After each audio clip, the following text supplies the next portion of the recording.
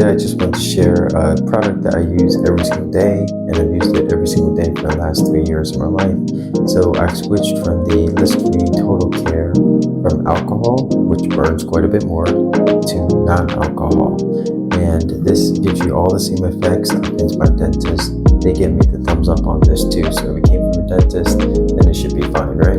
Anyway, use it twice a day, and it should not be for children who are younger than 6 years old, so make sure the 6 or older. And you're supposed to only use about 2 teaspoons, So some people, they may use the whole cap. Now you're just wasting it. You're probably not getting a good swish.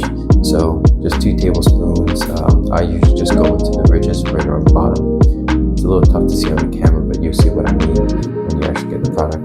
But anyway, it's something that my wife and I have been using for a long time. We'll probably continue using it, maybe try different flavors, but I think alcohol-free one works just as good as alcohol one, but sometimes, who knows, maybe you like the burn. All right, take care and happy washing. Bye.